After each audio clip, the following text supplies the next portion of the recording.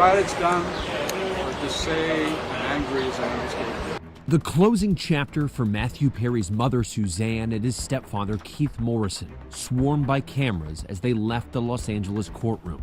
What happens if Matthew gets into any trouble with drugs at all? You call. Instead, he controlled him by the use of ketamine. Perry's live-in assistant, Kenneth Iwamasa, sentenced to 3 years and 5 months in prison and fined $10,000 for obtaining and injecting Perry with a lethal dose of ketamine. Iwamasa is now the last of 5 defendants sentenced in Perry's 2023 death. He'll continue to regret forever his actions in this case. Iwamasa and his attorney were inundated with questions after the sentencing and continued to defend his actions. He could have said no. Mr. Perry could have said no. Mr. Perry's handlers could have said no. Mr. Perry's family could have said no along the way. This is not an incident that falls solely on the shoulders of Mr. Iwamasa.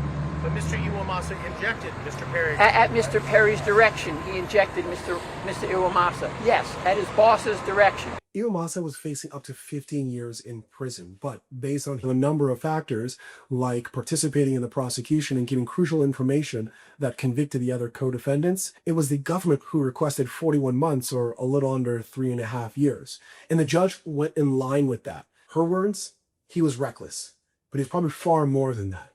The 61-year-old was called a monster by Perry's loved ones, who felt Iwamasa's actions were the ultimate betrayal.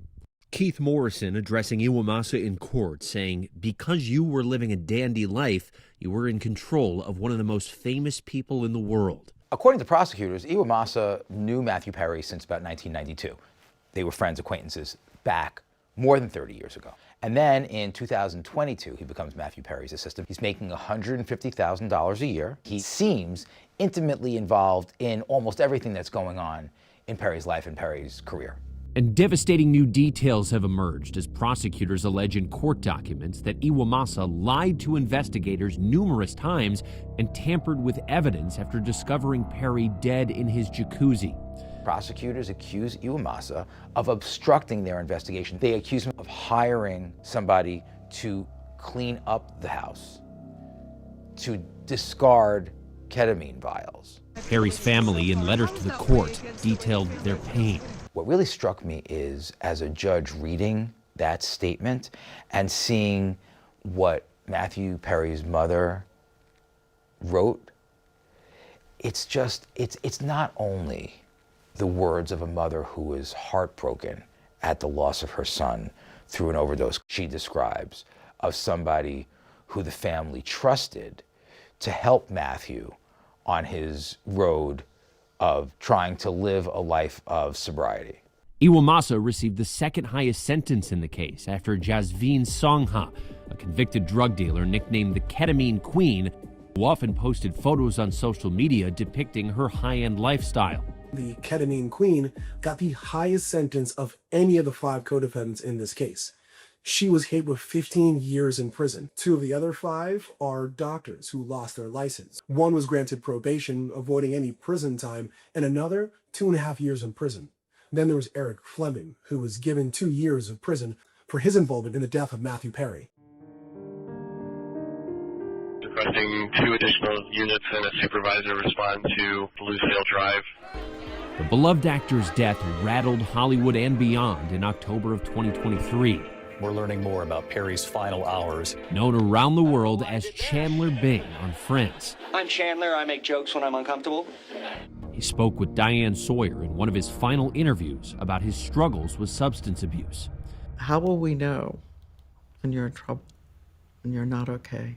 If I say, I'm just going to chill alone at home tonight.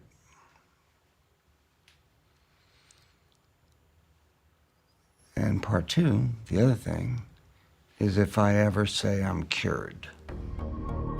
For years, he battled addiction with drugs, alcohol, and ultimately ketamine, a powerful drug sometimes legally prescribed for mental health treatments. Matthew Perry sought treatment for depression and anxiety and went to a local clinic where he became addicted to intravenous ketamine. When clinic doctors refused to increase his dosage, he turned to unscrupulous doctors who saw Perry as a way to make quick money. A month before Perry's death, on September 30th, 2023, Iwamasa began looking to buy ketamine on the black market. The investigators uncovering what they say are a series of shocking text messages between two doctors, Salvador Plasencia and Mark Chavez. They talk about exploiting Mr. Perry and taking advantage of his addiction. They write, quote, "I wonder how much this moron will pay."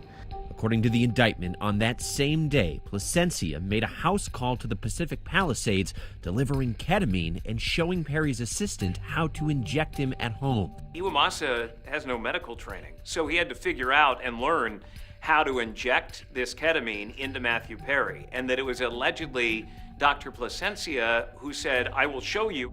On October 4th, 2023, investigators say there was a trail of more text messages. There were a lot of messages that went back and forth between Iwamasa and Dr. Plasencia saying, "We need more ketamine." But they didn't call it ketamine, they called it Dr. Pepper. From September to October 2023, they distributed approximately 20 vials of ketamine to Mr. Perry in exchange for $55,000 in cash.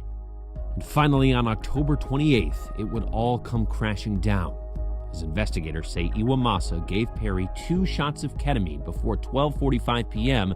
at his home there in the Pacific Palisades.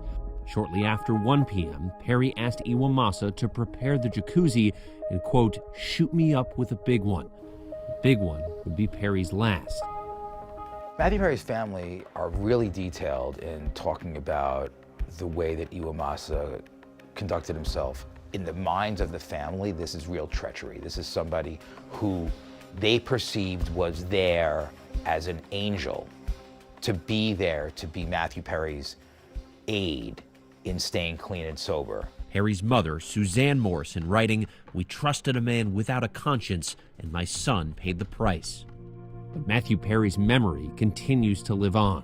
Personal items from his estate will be auctioned off next month to benefit the Matthew Perry Foundation, a nonprofit created by his loved ones in his honor. It's a complicated legacy. He's a cautionary tale in so many ways. And maybe the legacy winds up being the nonprofit foundation that was established in his name, and somehow some good can come of it,